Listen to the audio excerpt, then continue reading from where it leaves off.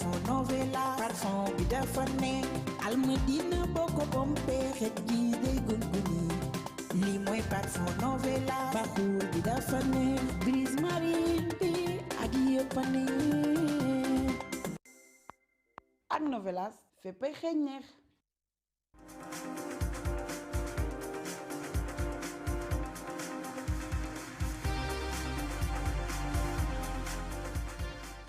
Good morning there. You're watching QTV this morning, and I am your host, Jenna Sonko, and joined by Ibrahim Balde, the amazing co-host. Hey, Jenna, it's good to be back here. Yeah. It's another Monday, and you know, when Mondays are here, we're always very active and happy to be here. Fresh as well. Unlike Thursdays. Yeah. You know, yeah, Thursdays we always say bye. Yes. Yeah, so we are back again, and it's going to be another wonderful one because we are about to share that program with our boss. Yeah, I did the Rami. But before that, yes. How was your weekend, you know?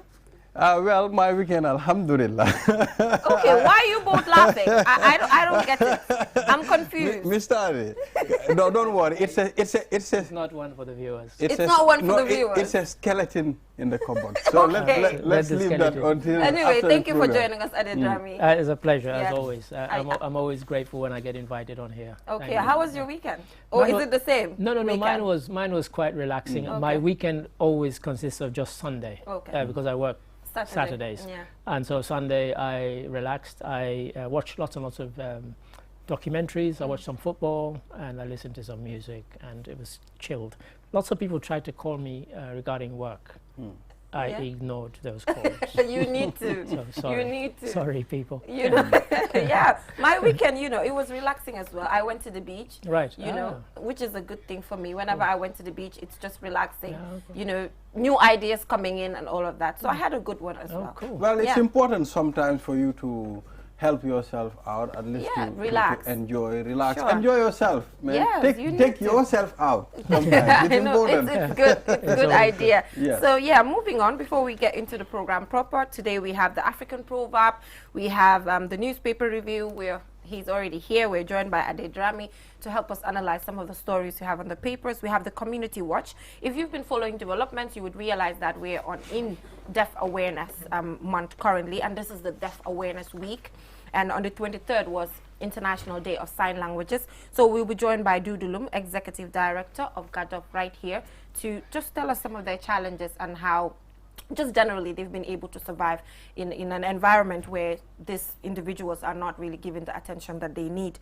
So on social issues as well, we'll have public awareness on rabies. We have Kausu Sanyang. He will take us through the work that they've been doing and some of the precautionary measures that we should put in place in relation to this viral disease. Also on Sports Wall, we'll be joined by Babukar C.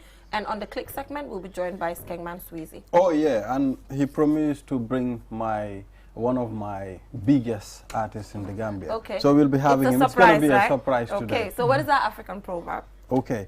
Jenna, you know, we've been treating a whole lot of African proverbs here. Last night I was looking at this one, and I feel like this is very important, especially when it comes to moral in our society today, the way we raise our children. It takes a whole village to raise a child, meaning the society is responsible for the moral characters it creates, and everyone in a community should be responsible for helping to train a child, irrespective of who the parents are, offering correction where they are needed. Okay. Does that still apply? Yeah, that's the big question. Well, that is my problem right now. The reason I say this is that growing up in Sierra Leone, in Freetown, big city, though it was, at the time it probably had a population of 300,000. It's about over nearly 1-point-something million now. But that really was the case. And I remember an incident, I'll be quick. I was having a fight with another boy in a place called Victoria Park. And this woman stopped me and she said, why are you boys fighting? And we said, oh, some rubbish at school. And she said, who are your parents? And I said, oh, my father is lawyer Darami. She said, good. Go and tell your father that Mrs. Johnson caught you fighting in Victoria Park. And I thought, oh. And I went and I reported myself to my father.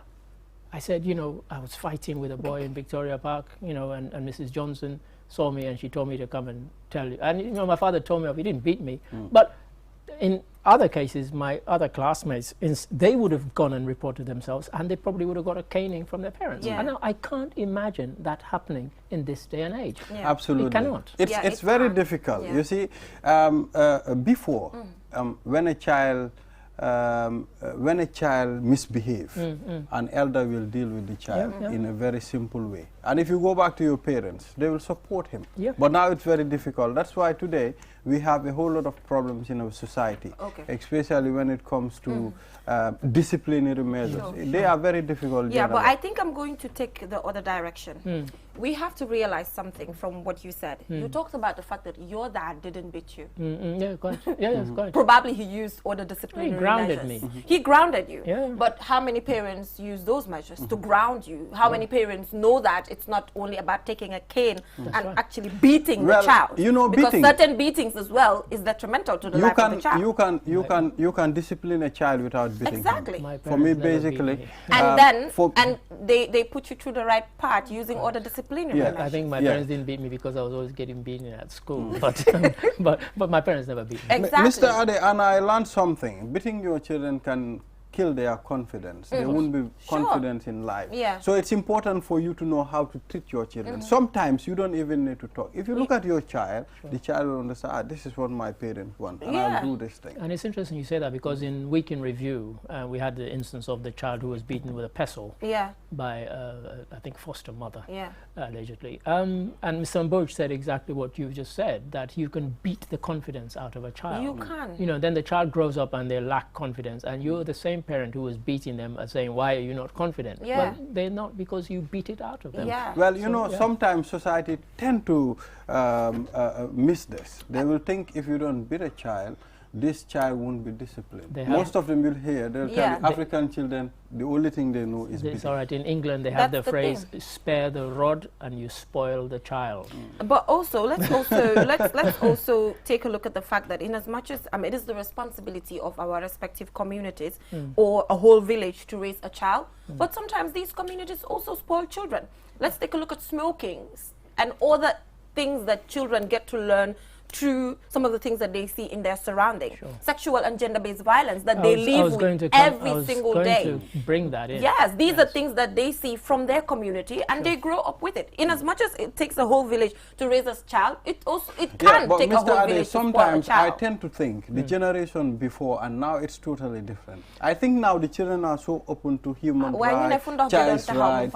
Children are not afraid anymore. But there's a reason why these things have come to matter, you know, human rights and children's rights. Because, as I said, growing up, a teacher could cane you for no reason at all. I was even expelled from a school. I'm not saying it because it was me, but for what was an unjust reason. But they could get away with it. You know, my parents could have fought and got me back. But as my father said to me, yes, we can fight and get you back into the school, but you'll be victimized every day. Do you want that? Or do you want to go to another school? So I ended up going to another school. So nowadays, of course, if you try to do that to a child, that child and that child's parents hopefully will go somewhere where they will get advice and say, no, the reasons you're trying to exclude this child are wrong, and they'll fight it, and they will win. So there's a reason why these things have come to matter, because really there was too much abuse of the fact that they were aware that people didn't know their rights. It brings us down to the issue of corporal punishment. You know, parents sometimes say, you want to spoil our children, that is why you're saying no to corporal punishment. But when corporal punishment takes place, the child is not confident, or even if the child is confident, the child becomes wicked in a way, because there are certain things that comes to the child's mind every single time. It's just like when a child is born in a violent family. The child might be confident at the end of the day, but there must be a way that they are trying to actually bring out that anger and hurting someone else. So it's a no-no for me when it comes to, you know, corporal punishment. I think, Janaba, this proverb is very interesting, and we are spending more time on it. It seems. Because it matters. It matters more proverbs a lot. like this. Maybe we should cancel newspaper review today and focus on our African proverb. Should we do that? But it's important, as much as we don't want to beat our children, train a tree when it is young. Sure, you need to. So we'll go for a short commercial break, and when we come back, we wanted to cancel the newspaper review, but anyway, we'll just take a look at it. We'll take a look at it. Let's go for a break, and when we come back, we'll take a look at the newspaper review. Looking for the fastest and easiest way to receive money transfers from abroad? Well, QMoney and RIA just made it happen. Now you can receive international money transfer from RIA directly into your QMoney account with no additional cost. Once you receive an SMS alert about your transfer, walk into any QMoney agent across the country to receive your payment for free, or use the money immediately to buy credit, QPower, and other QMoney services. It's fast, safe, and convenient. For more info, call customer care on 133. QMoney, Sunu Calpe. Terms and conditions apply.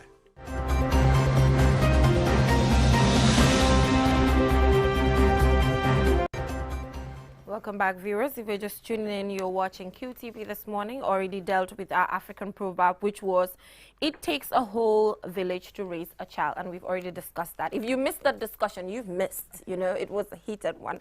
But now we're heading right on to the newspaper review. A little bit of seriousness now to take a look at what we have on the Standard, Fourier, and as well as Daily News. So what is on Fourier today? Oh, yeah, Fourier. 5 political leaders signed peace accord ahead of presidential elections. Parents urge government to provide COVID-19 preventive gear to students in schools. Okay, all right, interesting. Road to December 4th. Banki explains motive for his presidency bid. Yes, Jennifer. That's it? Yes, let's... So on the Standard, we have... Oh, Jennifer, I have one. Okay. Please let us don't forget. We need to do this. It's very important. KMC commences mapping property identification exercise. Wow, we discussed this several times, and we know he has a specific article in relation to that. He doesn't want us to be saying, when you reach that baobab tree, you need to take the container junction. So let's stop doing that. Come on. Okay, so this is good news then.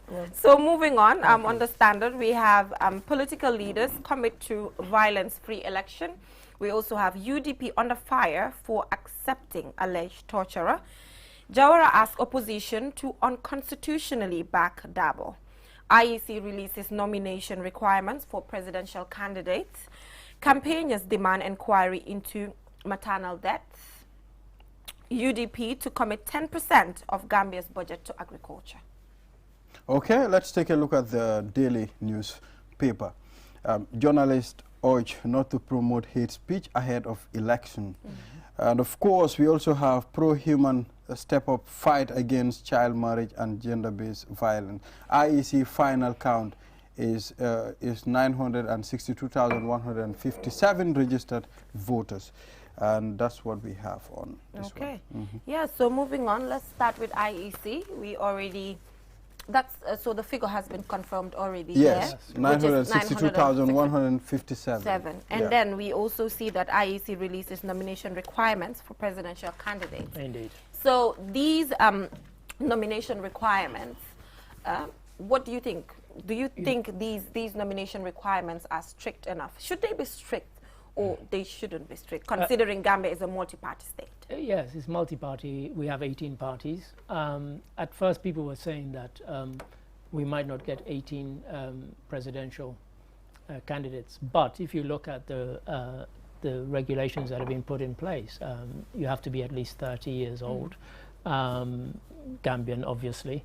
5,000 people have to sign, and I think they have to be in all the various administrative regions.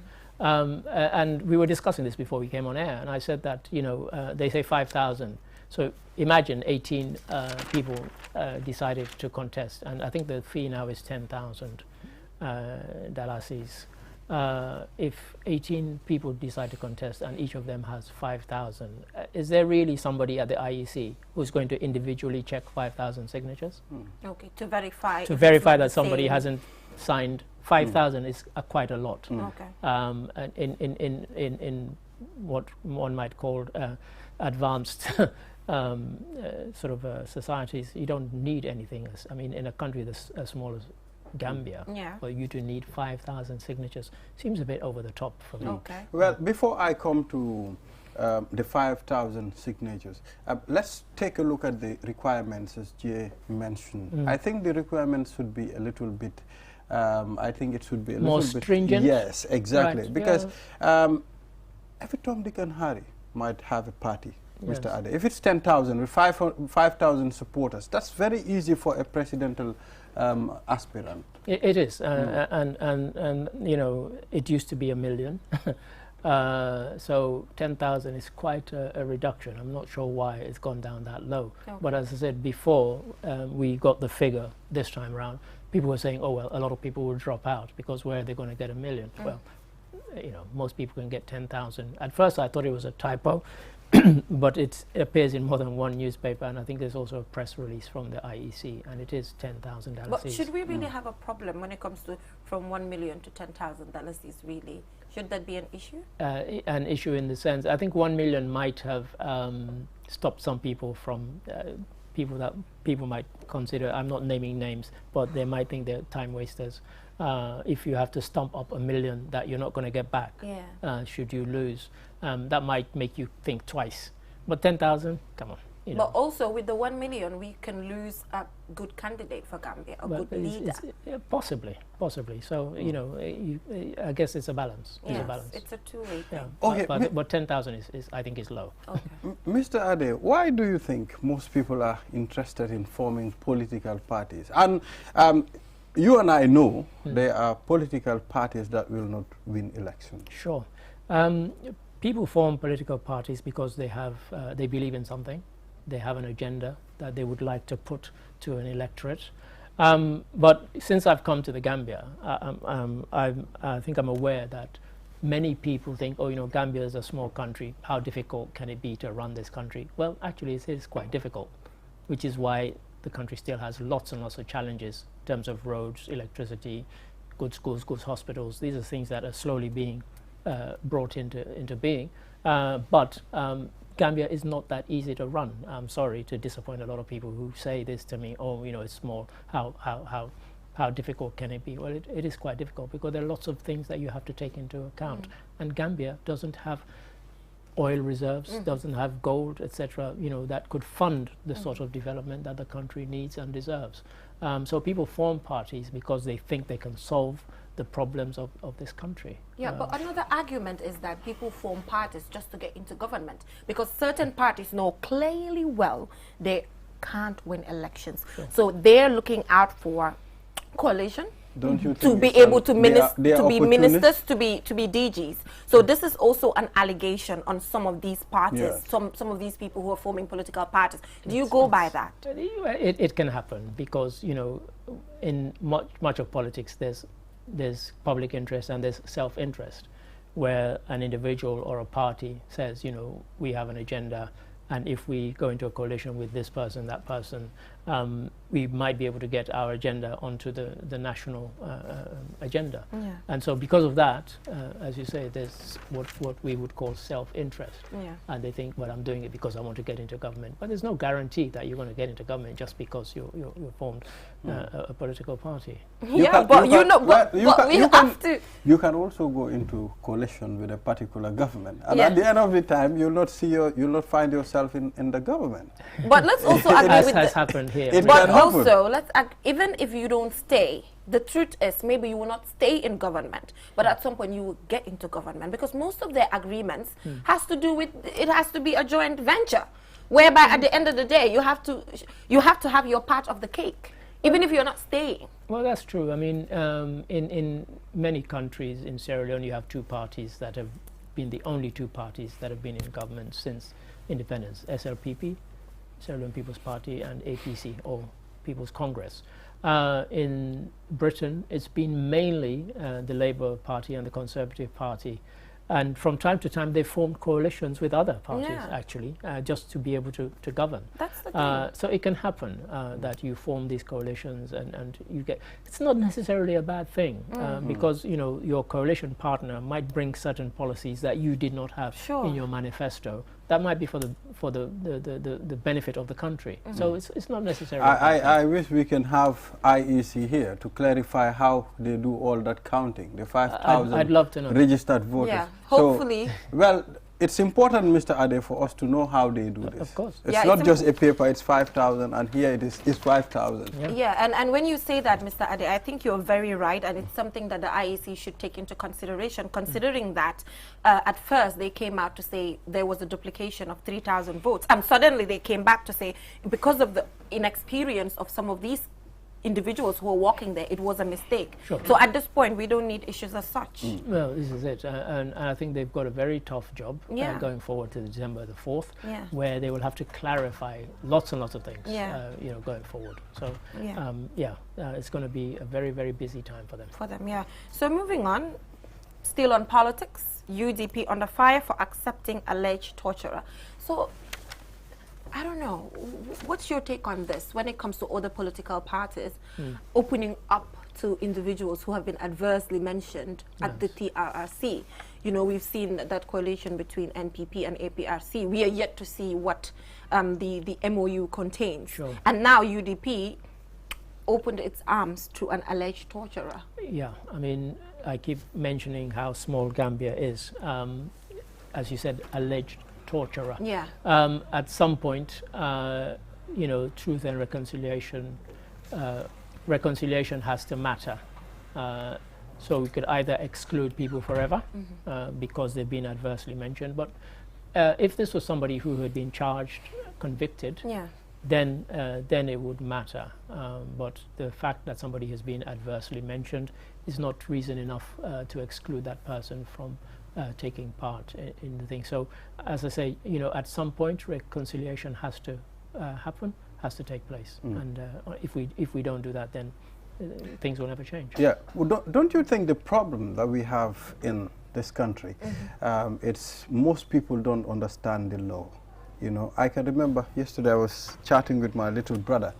There's a guy that broke into the house of somebody. He stole something and they were filming that person. Right. My brother said to me, well, why is the law saying it's alleged? Why? Why? This guy is filmed and they know it's the guy. Why are they saying he's accused? Yes. I can tell you lots of people don't know the law.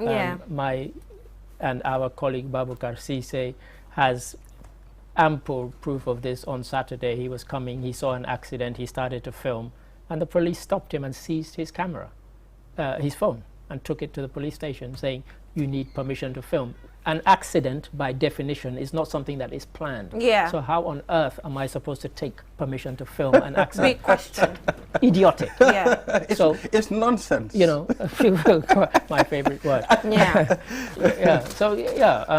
You have these things. So yes, lots of people don't know the law. I think that's I think we can say that safely. Yes. So moving on, still politics today. Political leaders commit to violence-free election. This is something that they've all signed, all political parties, all 18 political parties in the country. Yeah, I mean, we are on the continent where lots of people sign up to lots of things. True. We validate lots of things, but when it comes to implementation, that goes right out of the window. So it's fine and dandy that they're all signing. Let us hope that they go and they tell their supporters, we have signed up to this. Do not embarrass us by going out and committing acts of violence allegedly in the name of this party or that party. We do not want it and we abhor it. That is what needs to happen. It's not just them, you know, signing a piece of paper. Anybody can do that, you know. It ends up not being worth the paper is written on, you know, those signatures. So those things need to be implemented, and unfortunately we have a terrible habit of, you know, signing up to things and then not implementing them. Consistency, it's a problem in this country.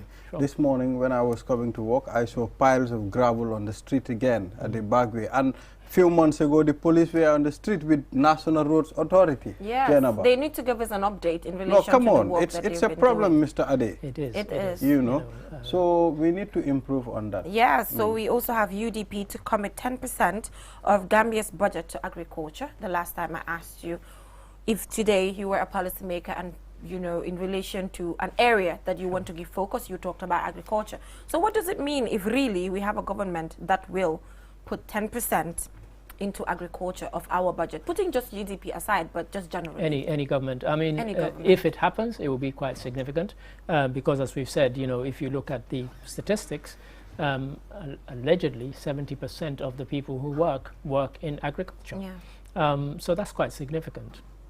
And if you go around the country, as I had opportunity to do about 3 months ago, you see there's a lot of fertile lands that aren't being used or not being used productively in terms of agriculture.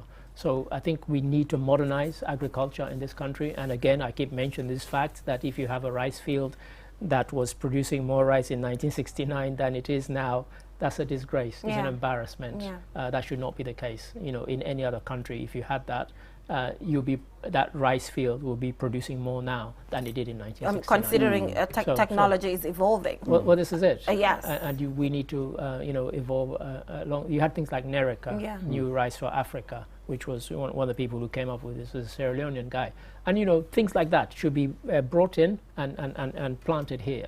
And, you know, as I said, we need to modernize. So, yes, any government, 10%, 15% even, to be put towards agriculture would be brilliant. Yeah, and you know, some countries are using this Nereka as part of their nationally determined contributions when it comes to mitigating climate change. Yes. So it's a problem. Exactly, it's climate change, and also, you know, you hear lots of talk about food security, but for me it's just talk.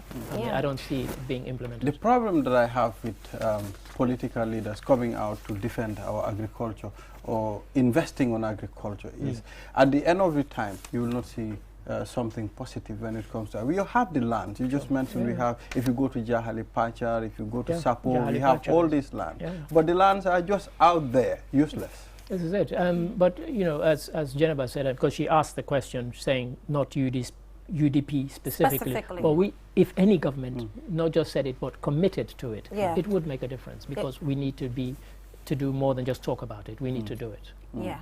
I think it's important you mentioned it's not for any specific party. It's just general, you know, because agriculture has been an area that you are quite interested in and feel like it can change Gambia's development. We need to be able to feed ourselves. We have lots of fruits that just go to waste. And you know, we sell some in the market, the rest get dumped and they go rotten. We don't process them here. All of that needs to be done. I mean, this is 2021. When you look at the mango season, I mean, all these mangoes we have. That's exactly what I was thinking. You know, we can have mango factories here. We can have juice factories here. And yet there's a Jamaican guy who's coming, a guy called Kent James. He's coming to the Gambia, and he's actually coming to open a factory to start juicing mangoes. Definitely, I think that would be fine. That would really help. Yeah, that's great. Yeah, thank you so much, Ade Drami, for joining us. Is he going already? He has to go. Oh no! All good things come to an end. Yeah, all good things come to an end. But moving on, we will take a look at our community watch. So our community watch today has to do with Sign Language Day. So today, that was on the 23rd of September, was the International Day of Sign Languages, set aside by the United Nations as a unique opportunity to support and protect linguistic identity and cultural diversity of all deaf people. So we are joined by the Executive Director of GADOF. So we will be talking beyond just sign languages, but this is our specific concentration. So let's take a look at this video in relation to sign languages, and we'll be right back. International Day of Sign Languages is set aside to raise awareness on sign languages and strengthen the status of sign languages globally. The day is commemorated alongside International Week of the Deaf in the last week of September. International Week of the Deaf is an initiative of the World Federation of the Deaf and was first launched in 1958 in Rome and annually celebrated through various activities by deaf communities worldwide. These activities call for the participation and involvement of various stakeholders to highlight how each of us hearing and deaf people can work together to promote the recognition of our right to use sign languages in all areas of life. Lamin Sonko, one of the best sign language interpreters in the Gambia, spoke to us about his motivation to become a sign language interpreter. I became sign language interpreter because of my friend Katim Jawla. We grew up together. We do stuff together. He taught me basic signs before I even started the formal interpreter training.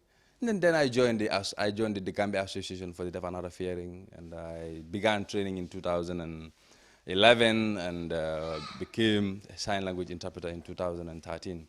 So sign language is very important, and I can say Katim Jawla was the reason why I became sign language interpreter and become part of one of the best sign language interpreters in the country. GADOF, the Gambia Association of the Deaf and Hard of Hearing, is the body in the Gambia working on improving the plight of deaf people. The association was formed in 1992 and became fully operational in 1993 with support from the Swedish government. The executive director of GADOF took us through the challenges his organization faces. The Department of Social Welfare provides us annual subventions, used to, but this is not regular, and for many years we haven't been receiving this.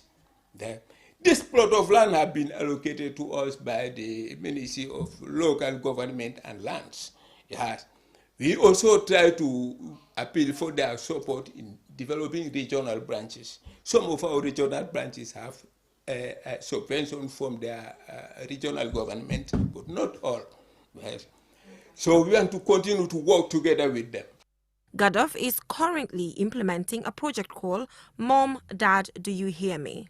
The project trains parents on sign language to effectively communicate with their children.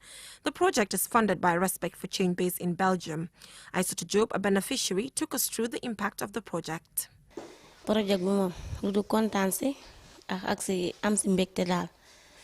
This project is very impactful.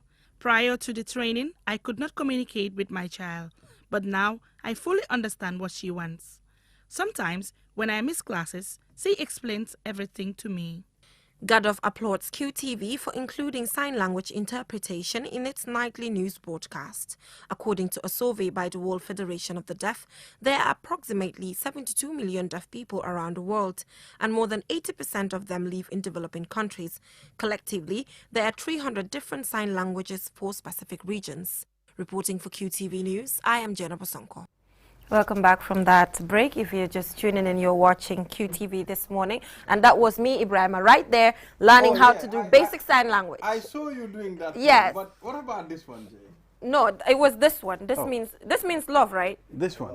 I love you. Oh, yeah, yes. I love and you. And we love GADOF for the work that they're doing. This is we beautiful. love you guys. It's beautiful. Yes. It's interesting, Jenna. I think we need to learn this. Yeah, we need to. And that is why the theme for this year's commemoration of International Day of Sign Languages is We Sign for Human Rights. If you're a deaf individual, if you're not a deaf, you need to sign just so the communication is smooth. That is why we're joined by the Executive Director of GADOF, Dudu Lum. Thank you so much for joining us, sir.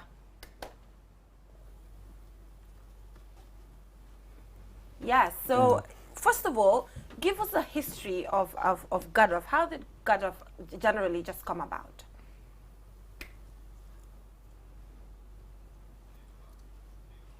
Yeah. Thank you. Gambia Association for the Deaf and Hard of Hearing is a national association for the deaf, but it started as a regional organization. Now, it was established in 1992, and with a number of about 38 deaf youths. Most of them are school leavers of St. John's, and few parents of deaf children, as well as the principal of St. John's School for the Deaf, yes, including us. So the association continued with a small capacity. Yes, but things continue until year 1999 when we set up administrative office at number 1 Allen Street in Banjul. We started with about 3 full-time staff, yes, with the support of Swedish National Association for the Deaf. So from there, we start to receive project funding from different projects and from different countries. In the year 2001, we started the sign language program. With the help of a British charity called Education for Development. With the help of this, we are able to start training sign language interpreters as well. So we make learning materials to use drawings. Somebody will make a sign, and an artist will draw it. So later we'll process it with the computer. But this is done with the help of this British charity. She taken to UK and printed. form booklets and send back to us. So we use it as a teaching material. We use it for train other people who need to learn sign language. Okay. That's all. We have a group of deaf people in our office. We call them sign language teachers, but they're also involved in research.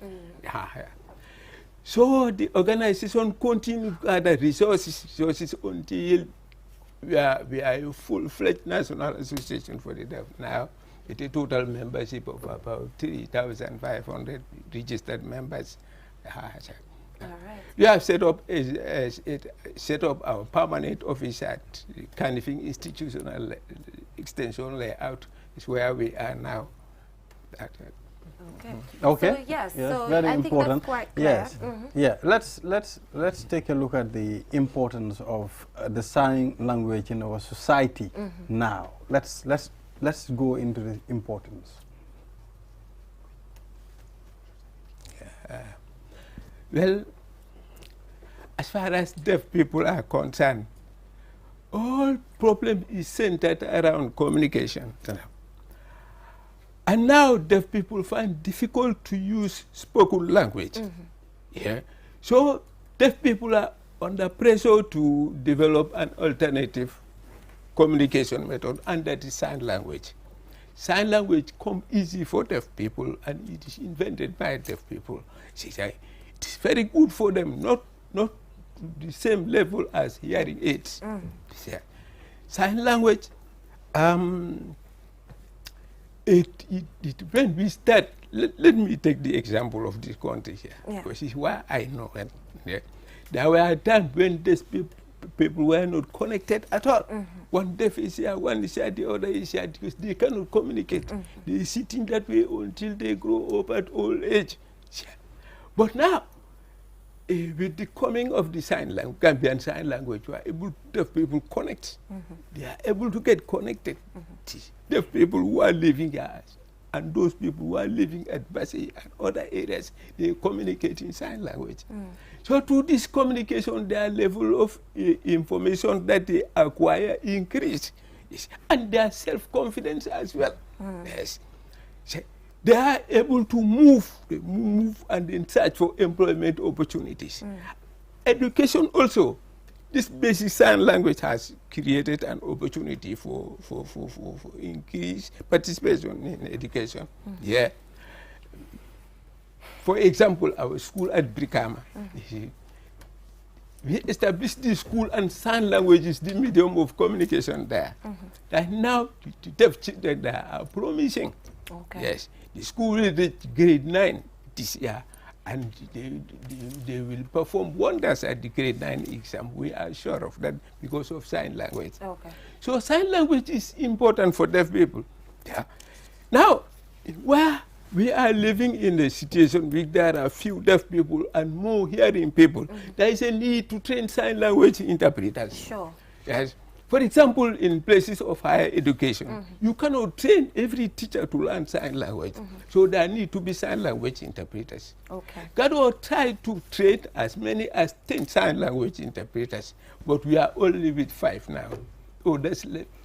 Yes. Okay, so yes, so Mr. Loom, let's take a look at a project that you're currently implementing. And the project is called Mom, Dad, Do You Hear Me? So take us through this particular project right there in Gadof in relation to parents that have deaf children.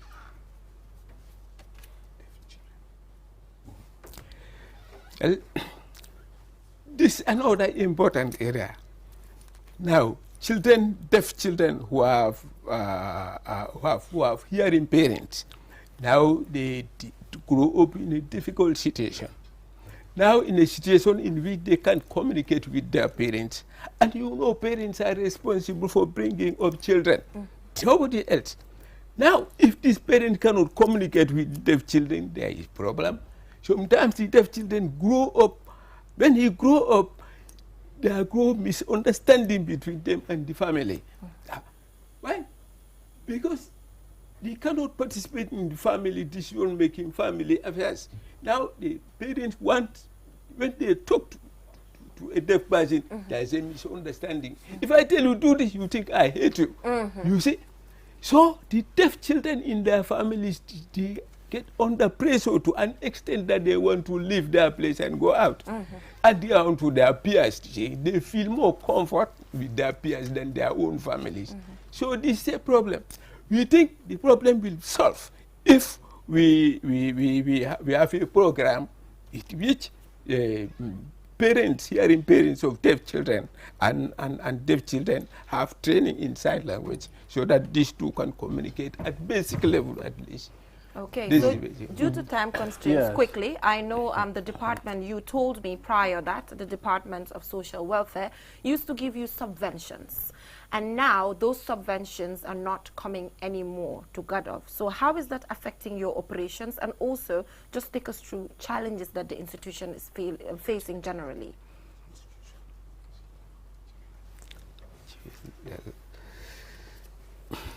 It is a problem. It is one of our challenges, lack of funding. Social welfare is our line department. They are supposed to support more, especially financially. Unfortunately, as you said, this doesn't happen. There was a time when they give annual subvention frequently, but later they stop. It really disturbs us. It means we have to find resort to international donors for help. These international donors, the same, they have a time of starting and time of finishing. When their project finished, they are gone. You see. So if they have no other support, means our achievements go down. So we think social welfare should support us more in project funding, because this department itself, they requested us just recently to train 50 of their social workers. But the same, we have to request money somewhere to do this. Although we think it's important to train social workers, because, for example, when this disability bill is being, disability policy, the disability law is being implemented, now, who are going to monitor it? You think only social workers of the Department of Social Welfare, because they are posted in different parts of the country. If they want to serve deaf people at such regions and they can't communicate with deaf people, that means deaf people will not benefit from their service. A deaf person is discriminated in his family, in his or her family. And now, when a case is, for example, reported to the social worker, when he comes, only hearing people will be able to talk to the social worker, because he can communicate. When injustice is made against his deaf person, they will not know it. So this is why we welcome it. It is their initiative for us to train their social workers, but we welcome it. We want to cooperate with them. But the same, we need funding to do this, adequate funding. We have a training team responsible for this. Is there any way that you propagate for parents or any other person to come and learn sign language? Because deaf people are part of the society. So in any sector that you go, you need to be taken care of as a deaf person. Do you encourage people to come and learn sign language? That's it. This program we have now is supported by a Belgian company, Belgium Association. It's a charity called Respect for Change. Now, their progress was tested some other countries and they found it successful. So when they introduced the idea to us, we recognized the importance straight away and we not waste any time. Because if you see, we are limited in this area because of lack of funding. So now they come to us. What we do at the starting was that we move around. We move around to ask for deaf children anywhere. So we go to that on expenses. So some villagers will direct us here, some will direct us here. When we enter a compound, we discuss with parents. Yes, the reason for our visiting there. We try to explain to them the importance of their communication with their deaf children. Yes. They don't hesitate, they agree all of a sudden. And then when we inform them that we will pay your transportation, our office and go home, they feel happy about it. Yeah. So also when you announce over the radio, sometimes it creates misunderstanding. You see people with learning difficulties or visually impaired come to seek assistance. Okay. See, we decided to do this 3 times, but we did not have success. So it is a good way of moving about ourselves in vehicles. Okay. This is what we do. Right now we have 15 parents with deaf children in there, and it is a pilot project. We hope to expand the project later after January, yes, but depending on success of this. Even to this day, but we are confident that it is successful. Because right now you can see the parents and their children communicate. Sure, sure. All right. So thank you so much, Mr. Lum, for coming to the program. Thank you so much. And we want to send special thanks to Respect for Change based in Belgium for sponsoring the Mom, Dad, Do You Hear Me project, because it's a very, very important one. And we will follow the progress of GADOF because I think it's a very, very important association. And be rest assured that me and Ibrahima will come by because we need to learn some basic sign languages, right? No, we need to do that. You know, it's important for us to find time for this. We need to. We ask people that always on TV. We need to know this because we go everywhere. And Balde, mind you, this is not just for people on TV. The theme for this year's International Sign Languages is We Sign for Human Rights. And that means that nurses, doctors, cleaners, journalists, teachers, everyone is supposed to know how to do basic sign language. Because, it's important. You know, the deaf people are part of the society and they also need to be treated well. The only way you can do that is to know their language. So it's important. So thank you so much, Mr. Lum. And just to say, we love the work you do. Balde, you have to do it. We love it. This is it. Yes. And I'm sending this. I'm sending this. I love you. Yes. To all the deaf people out there, we love you guys. You know, strength be on all odds. So we will go for a short commercial break, and when we come back, we will head right on to social issues, and we'll be talking about public awareness on rabies in general. So we'll be right back.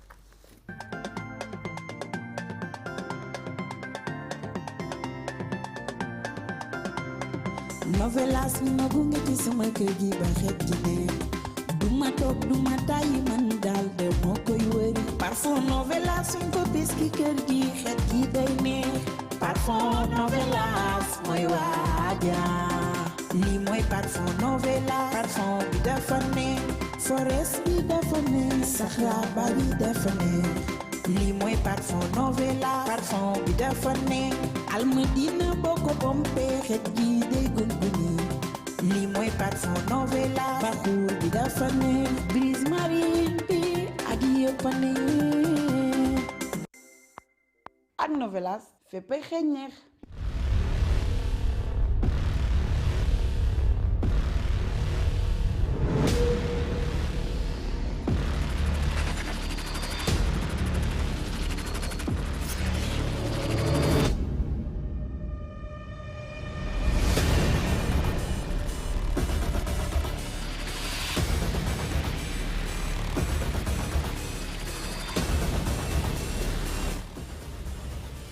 Check out the all-new Tigo 8 at S-Pass Motors. Call 3522-222 or 353-2222 for more information.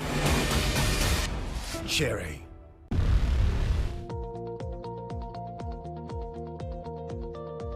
To make sure your company's products and services reach your potential customers, it is essential that you choose the right channel for your marketing purposes. QTV has the widest reach locally and beyond, and we can give your business the visibility it needs. Call QTV Marketing on +220 324 4444 or email us at marketing@qtv.gm and take your business to the world. Join the Gambia's fastest growing network and enjoy high-speed 4G LTE. Dial *335# to subscribe to QCell's 4G LTE service. There's no need to swap your SIM. QCell, Senior Boss. We innovate, others follow.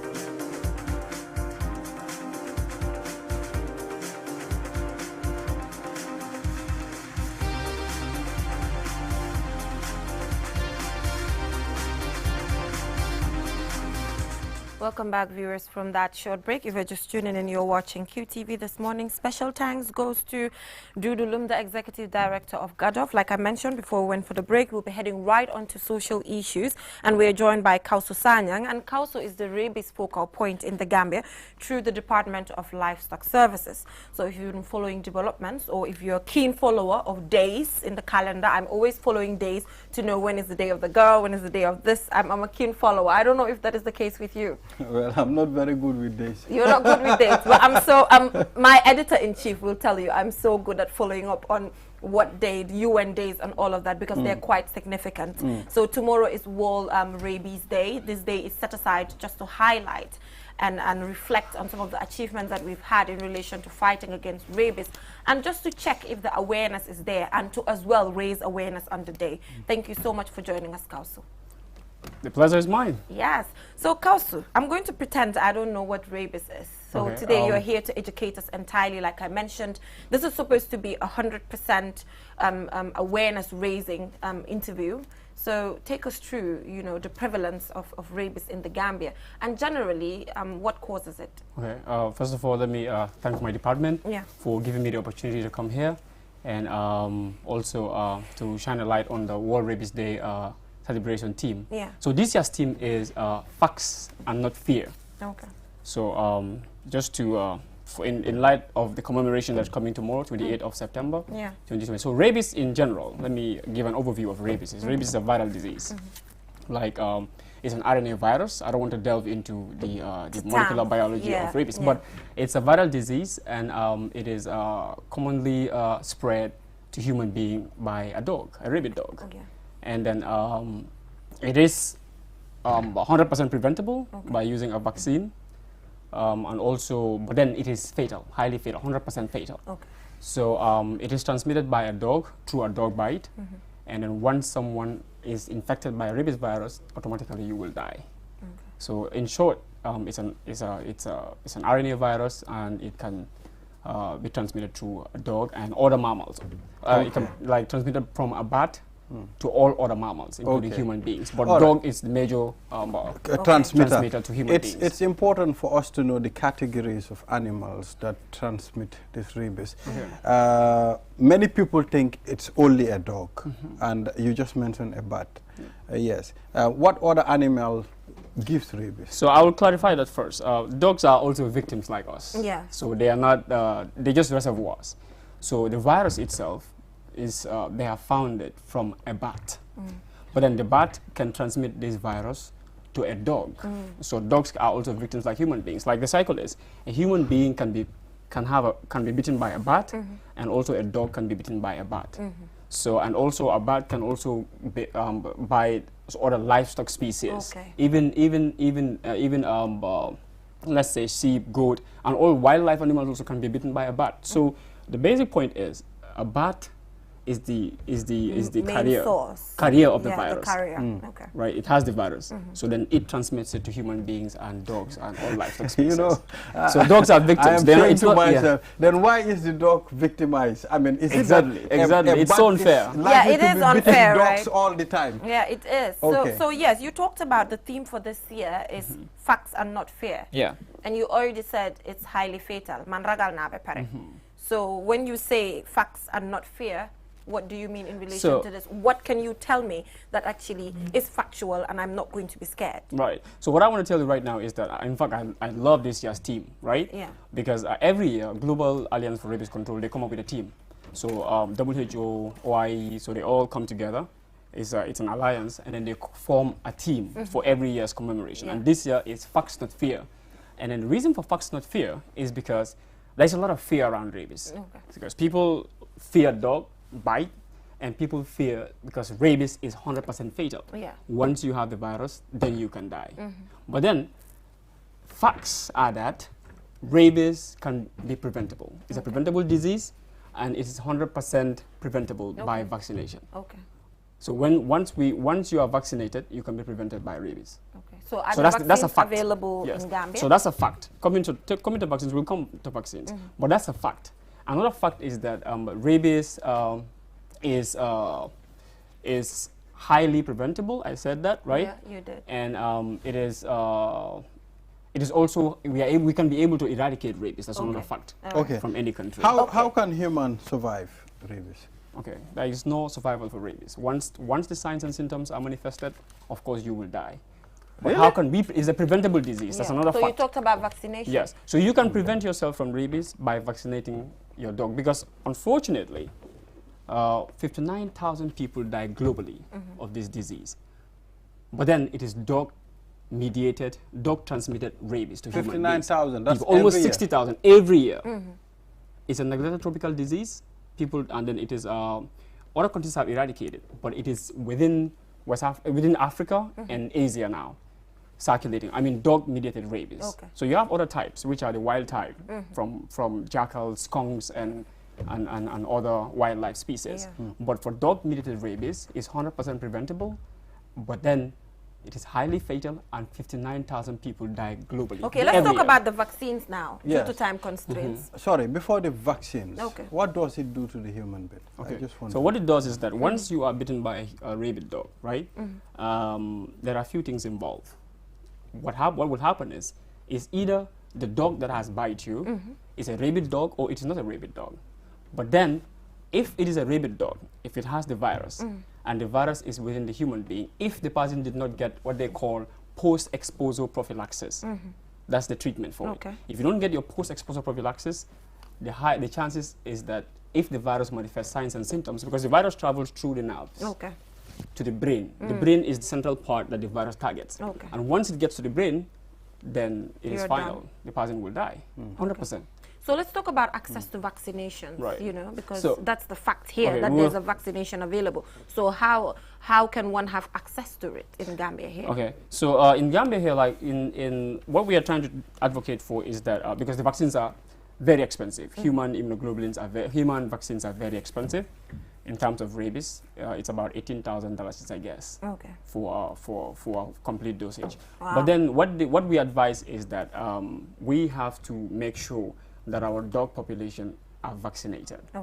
So what the department does is that every year during the World Rabies Day commemoration, the department will have free vaccination. So people can bring their dogs and you'll get your dog vaccinated. And also the department has vaccines also for people to come, and then you'll get your dog vaccinated. For free, yes. Okay, that's good. So that's the strategy we are taking, because unfortunately Gambia, due to financial constraint, many people can't afford once they have a dog bite, and then once they have a dog bite, it's hard. It's really hard for an average Gambian to have so ling ma wax ni xamana ding mako mëna wax ci olof, because buga na nit ñi elek ñu gëna pour yobu sen haji, understand nga? So dama buga jox nga repeat ko ci yefi vaccination bi, naka la ñi sétane ñu am haj sen kër yi, naka lañ mëna tryer ba eradicate yefi rabies. Okay, lu ñoo wax ni moy rabies dafa nekk jangoro bo xamne soko amé day jógee ci xaj bi tam daf day am jàngoro bi jógee ci beneen yëf daal, man suma wolof bi surtout. So maanaam ci njugub la. Exactly. So su jógee ci loolu mu ñëw ci xaj bi tam su maatee doomi aadama mun na am jàngoro bi nii, right? So once doomi aadama bi am na jàngoro bi nii amul benn saafara. Bi amul saafara. Like dee rek la. So waaye ni ñoo aar jàngoro bi mooy ñu vacciner suñ xaj yi yóbbu ba isoleen ci Department of Livestock Services, and then they will vaccinate your dog free of charge. So fan la department bi nekk, naka la nit ñi mëna am accès ba pare ëllëg la bés bi, ëllëg da ngeen na vaccinate for free. Ba pare waaw dama bëggoon tam ñu seetal li bu nekkee ne xaj maata na nit, that rabies injection dafa expensive. It's very expensive. Lu tax mu expensive? Well, I think it's I won't be able to say much about what are more expensive, right? But that's the cost of it, the average cost, right? Even globally, it's expensive. This is why we discourage, in fact, waiting until a human being is bitten. So we can cut down the chain by vaccinating the dogs. Stray dogs, yes. Okay. ñuy room ci biir dëkk bi gis nañ fi xaj yu bari, man léegi ragal naa génn ci mbedd bi ndax yéen seen département da ngeen dee mën a génn jàpp xaj yi péngule. So what we are trying to do is what we encourage is unfortunately dog population bi dafa bari, right? So lu ñoo advocate mooy ku nekk, because xaj yu nekk ci street bi nekkuñ xaj yoo xam ne kenn moomut leen. Daf day nekk xaj boo xam ne su nekk sa kër nii mu am ay mango worms yi nii, then people will just disown their animals. And they become a stray dog. Every stray dog you see was one time in a home. It has been driven away from their home, maybe because they could not take care of their dog. So what we advocate for is that to reduce the dog population in our streets, in the streets of Gambia particularly, the new of Moy, nine try, new neuter and spay. That is like new def amati dog. Wow. Like we neuter and spay them. That's a very good strategy. It has worked in so many other countries. Neutering and spaying. So that's a good strategy to control the dog population. Wow. But gis nañ ne Horse and Donkey Trust ñom ñu sey yëngu because demoon naa si benn programme boo xam ne dañ dee dem jàppa xaji di tax duñ mun a amati doom. Ba pare ñoom sa ëllëg dinañ nekk Crab Island. So su ko defee waa Banjul yi tamit demoon naa Banjul last time gis naa fa xaji mbedd yu bari. Amoon na time Banjul bari woon na xaji. Torop. So fi mu nekk ni Horse and Donkey Trust the last time jël nañ seen resources def seen programme pour nit ñi indi seen xaji ñu dimbale leen waaye da ngaa gis ne nit ñi génnuñ. So Jennifer, one thing that I also want to say is we have to strengthen our public awareness because really in most cases children are the most vulnerable people because children have more encounter with dogs. They provoke them and also so we have to protect the children. And in protecting the children, we have to make sure we vaccinate our dogs. Because the majority of people who die, 99% of the 56,000 people globally is from children. Okay. So that tells you how much children are dying of this disease globally every year. So do you think it will be easy for people to follow that rule, bringing their dogs for vaccination? Or what are you doing as a department to make sure you don't have to wait for the people, but you go and approach? So what we do is we try to do a lot of advocacy, like awareness raising. So we've had symposiums at the American corner, and also people who bring their animals also to the department, we let them know. First thing we tell you, if you bring a dog, we will let you know. We'll ask you, is your dog vaccinated? So if it's not, then we pick it up from there. So the department is doing great in trying to reach out to people within the rural areas and also within Greater Banjul area. Mr. Sanyang, do you think the department is really doing great? Because organizing a symposium at the American corner isn't reaching grassroots. Most of the time, the people who are affected by rabies are the poor people. True. And it's more prevalent in developing nations. So how are you reaching the grassroots? I'm afraid organizing a symposium at the American corner. No, that's one part of it. You know, that's just one component of what the department is doing. Just sending experts to let people know what's happening. But alongside, the department has regional sectors as well. So all these places within the regions, all the livestock departments within all the livestock sectors within the region, we have the livestock officers, reaching out to populations out there and then telling them what rabies is. Especially the World Rabies Day tomorrow commemoration.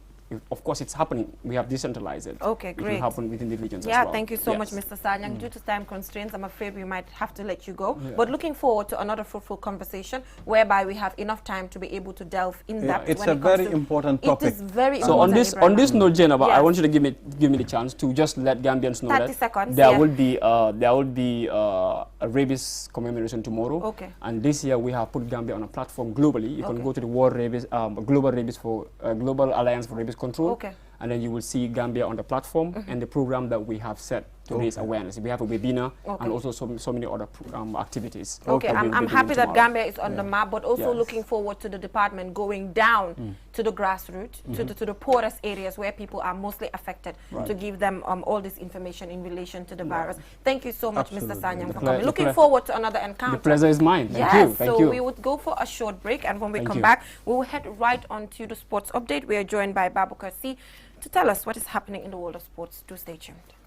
Join the Gambia's fastest growing network and enjoy high-speed 4G LTE.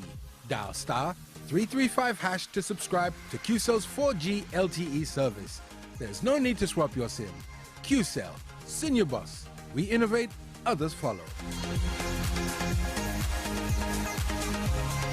Q Money, the biggest mobile money service in the Gambia, has taken mobile banking to the next level. Now, you can link your Q Money wallet with your bank account. Yeah! Yes, link your Ajib or EcoBank accounts with your Q Money wallet and get instant access to your cash anytime. No need to queue at the bank anymore. Transfer funds from your bank account to your wallet or your wallet to your bank account using Q Money Bank Link is the fastest, most secure and convenient way to transfer funds between your wallet and bank account. For more information, call our customer care on 133. Q Money, Sunyu Kalpe. Terms and conditions apply.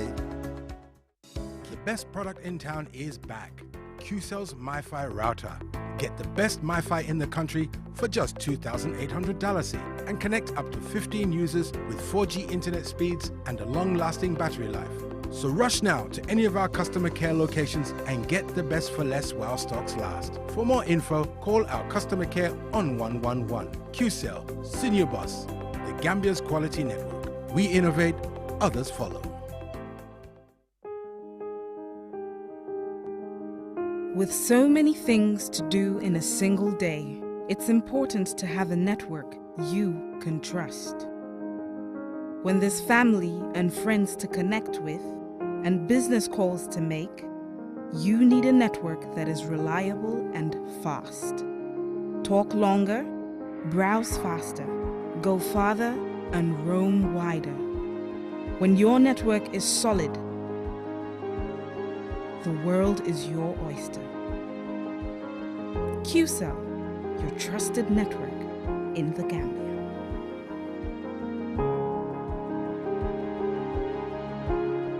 The best product in town is back. QCell's MiFi router. Get the best MiFi in the country for just $2,800 and connect up to 15 users with 4G internet speeds and a long-lasting battery life. So rush now to any of our customer care locations and get the best for less while stocks last. For more info, call our customer care on 111. QCell, Senior Boss, the Gambia's quality network. We innovate, others follow.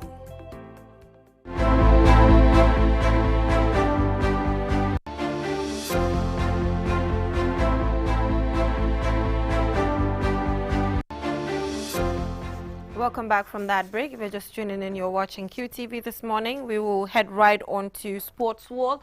Babukar C, thank you so much for joining us. Take us through what is happening in the world of sports. It is sports. We're not there yet. I'm not Fatty, it's Babukar C. We are not there yet.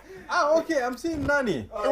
Welcome. Take us through what is happening in the world of sports. Just a quick one. Nani is saying, he thought it's me.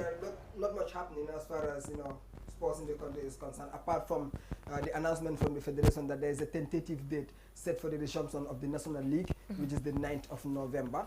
So teams have started their pre-season ahead of the National League of the Gambia. Well, apart from that also, we are gearing towards a big event on the 2nd of October where the Gambia Football Players Association are ready to stage the first awards night organized by the Gambia Football Players Association, where Gambian footballers, both male and female, will be awarded at the local hotel on the 2nd of October. Finally, it was not a very good weekend for us as far as women football is concerned, because the women under 20 Darling Scorpions were engaged in a World Cup qualifier for Costa Rica, Panama against, they played on Friday at the Independence Stadium and lost against Burkina Faso 1-0. But the return leg is set for the 9th of the next month, October, in a neutral ground, Benin, because Burkina cannot host games due to the state of their Independence Stadium. So Gambia have a mountain to climb. They have to go to Benin, turn that tie, maybe a 2-0 victory will do for them. And they will, the winner from this group will meet the group of Nigeria. And I saw Nigeria defeating Central African Republic over the weekend, 7-0. So, we have a long way to go if we want to be in Costa Rica, Panama, 2022. But it's not a very good start for women football. I hope they can turn the tie come the 9th of next month. Well, Babukar, let's take a look at women football. It's not very famous in Africa. It is very famous, I can tell you, and this is one area where FIFA, is pumping more money, in all other areas compared to where they are supporting. FIFA is encouraging the participation of women football, girls football, and in Africa, I think we are taking the lead, particularly Gambia. And you can see we starting from grassroots level.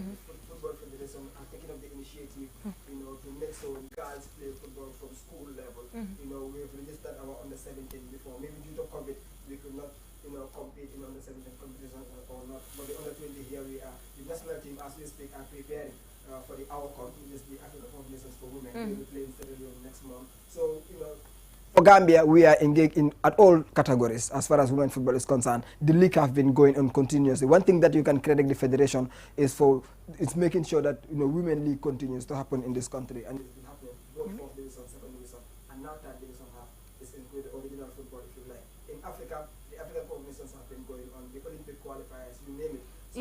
So yes, women football is coming up. So we will take a look at this video now. Due to time constraints, I would have to interrupt you. So from there, we'll continue with you. Yeah. From the beginning of the encounter, the Gambian girls had the lion's share of possession in both halves, creating some chances and even hitting the woodwork and missing a one-on-one, while the Burkinabes wasted a few chances and indulged in time wasting. It wasn't until the 77th minute when superb striker Adel Naomi Cabre capitalized on a defensive error to send her side through with a sublime finish, which led to her being injured in the process. The lone goal was enough for them, while Gambia, despite bringing in fresh legs to beef up the attack, were unable to equalize. After 90 plus 5 minutes additional time, the Mauritanian referee brought the game to an end, sparking wild celebration by the Burkinabes. Pascal Sawadogo, the head coach of Burkina Faso, said their objective is to qualify for a World Cup for the first time and book a place in Costa Rica.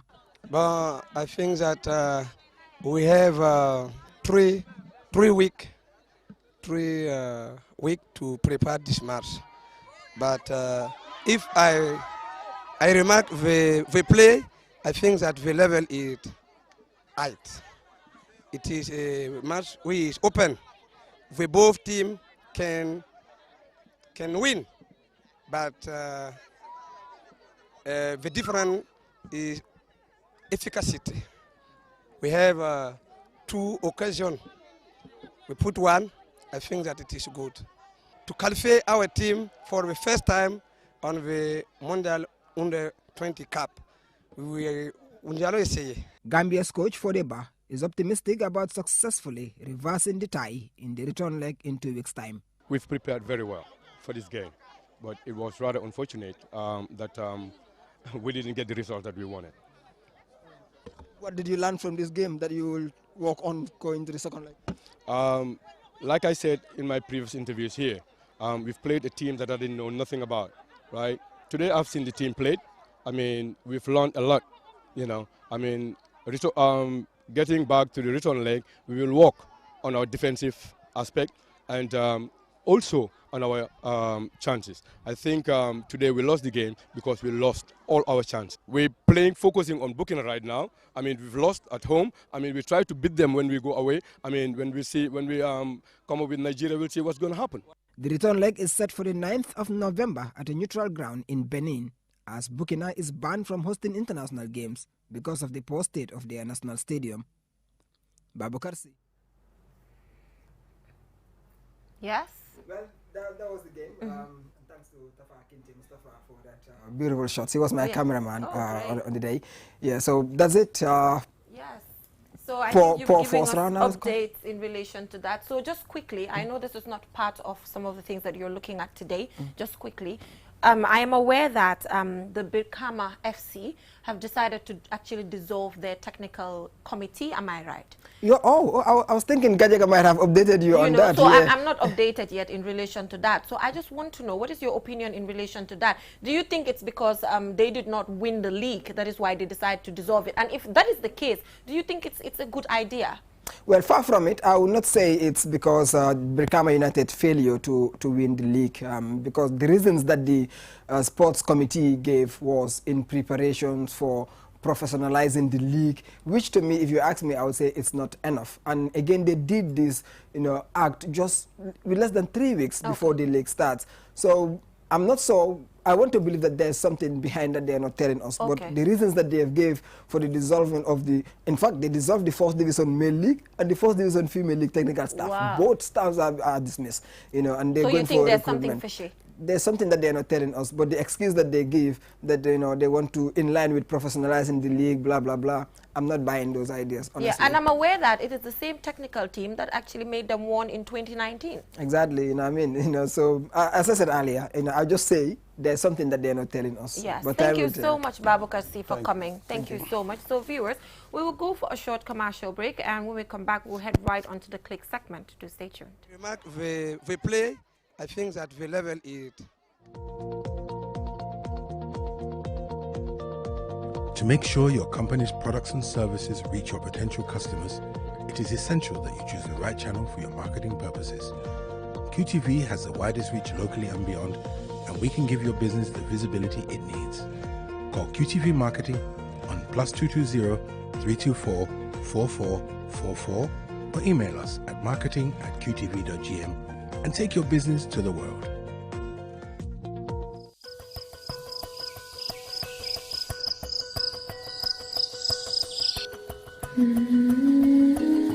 Light. From the beginning of time, light has been there. It is integral to our survival and to our way of living. We need light to work, to build, to grow things, and even to see our loved ones. Light makes things easier and better. So QCell has changed the way you buy Q-Power to make it easier and more accessible. You can now access the same service quickly and get your cash power tokens instantly with the new QCell Q-Power code. To light up your world, simply dial *363#. With the touch of your fingers, with ease and convenience from the comfort of your home or office, you can bring light into your world instantly with *363#. Q-Power, lighting your world. QCell Sunyabus.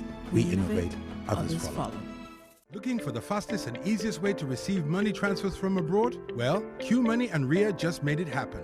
Now you can receive international money transfer from Ria directly into your Q Money account with no additional cost. Once you receive an SMS alert about your transfer, walk into any Q Money agent across the country to receive your payment for free, or use the money immediately to buy credit, Q-Power, and other Q Money services. It's fast, safe, and convenient. For more info, call customer care on 133. Q Money, Sunyu Kalpe. Terms and conditions apply.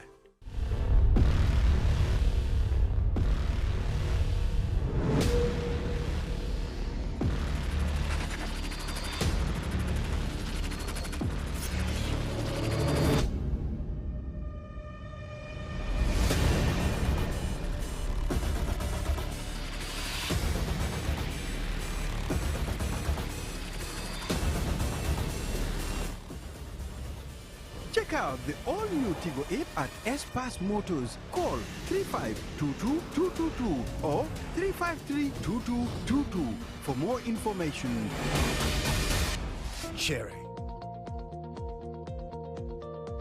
To make sure your company's products and services reach your potential customers, it is essential that you choose the right channel for your marketing purposes.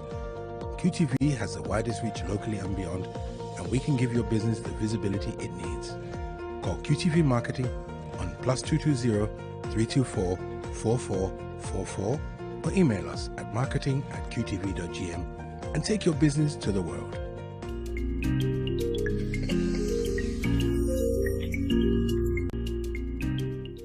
So when you hear that, it tells you we're heading right onto the click segment, and we are joined by Skengman Sweezy Bwalem. Bwalem. Bwalem.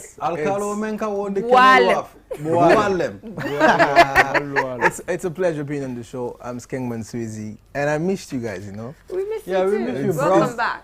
My weekend was really amazing, but you guys were missing as well. Yeah, have fun. But you promised to come. I didn't see you this week. Oh yeah. I was up to so many things. Let's roll, man. And then our guest in the studio today is Kombonka. But I'm not going to say much. Let's watch the clip that he did with Hussein Dada. When we come back, the interview continues.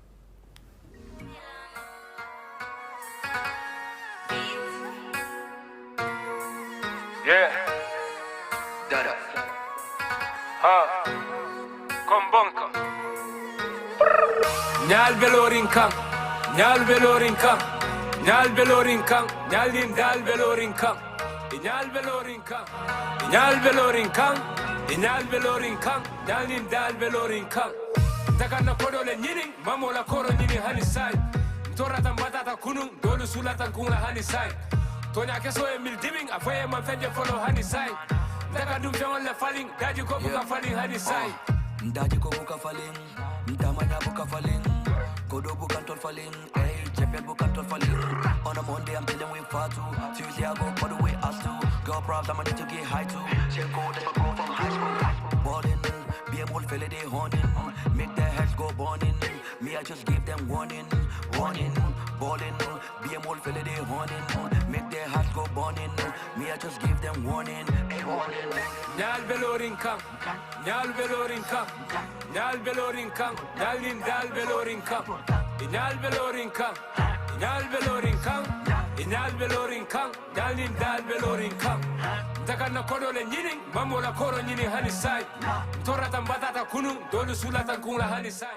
Welcome back for that video. That is Kombonka. Kombonka Barka Baga, man. Welcome to the show, man. Yeah, man. Ginim bara back, you know. Yeah, so Jumala mu Kombokanti, and mune do ni musical kono actually. Musical kono, you know, Kombonka na, father bota wasule, so nkata je ma fon la, salule ka fanyo Kombonka na ta wala nyama, Yeah. So lafa coming along is mune do ni musical kono actually. Musical. Me do the musical kono dal nto explain ole but ntem musician oldi yeah mo musician oldi hani namul manke musician oldi so ibe under a label GSC record label and Ila Music Jamale GSC la produce actually lafaka long how is it like kadoko with GLC yeah je ngal mbel label ni bel insane ni be doku wala but doku ni ngabita kan nyaming it's like coming am signing damati je ye kudol na faje la mim manke woti ani ye kudol fana bunda dol yele nyela mim mantara wo signing paper sol kono because na je malum fadi damale kala songs all produce a telephone kala video call fana top amanga ko afan le ka shoot but I tell you kala video jo and other stuff like that put kala video dol top and other stuff and in Hussein alan video ning it's a nice video actually mo jamale I like so nlafa ka long actually video ala processing how many weeks are later or how many months or days are later actually and in Hussein al nara nyami put kan songs ning song bon ning video ning yeah Hussein Hussein mo brotherty ngaji be ni mala do ko de pour yana taraje e kanjele okay video fana dal advental video si fa nyaadi long e kam me nyoti wala nyama ni fana e cool ka fenke nyoti wala nyama dal yeah so e kana ila album bondi next year yeah January January yeah so ila album ko no song jelle bije and collab jelle fana be la album ko no actually a collabo songs jamala soto nga single songs jamala soto collabo to never ka to at least in jumale collabo soto in the album actually okay artist o dolbi je wol mam pare follow anisai yeah but artist jamale pare right now Gaston bije Miss Jobis Hussein Big Banga Stephen Avesilo kan any artist dol so how many videos do can sign them from the album songs wal mel be mbuli siatale so mba video shoot kane malong dal mba video jelle release actually how many songs le be album ko non lafa ka long because long as an artist dani kala franco mondi ila album songol mem bi at least ni sa publish for more long ko ni songs playlist wala nyinti from the album so that mo jama fanan say like so ka long ko ning album ko non ning artist will be ni artist car le bi ni artist car fanan bi so how many songs will be album ko non album o dal ma arrange something but nga sound jamal doku ni ranko bete tarano album o kono so Q City January 5th on the day of the show January 8th on the day of the show yeah mo jama be friend they will expect kane Kombonka ite as an artist even mo na itani mo like kafo this is Kombonka this is the new Kombonka yeah mba tandile community na rap style wa ni na cool fo ani gala cool man kele buba na boalon fana talking ni laftala yan so Kombonka njibe yalo munekera ni mol kachata Gambia banko kanjang e konyi ko nata mandinka raplem Gambia banko kan Kombonka is the best foka pare nata mandika ka moy ka ke rap nyin kono bari hani sa mol ba jibe la munatina mune moy la problem ote because nyi wato etela nyanta ka Gambia be take over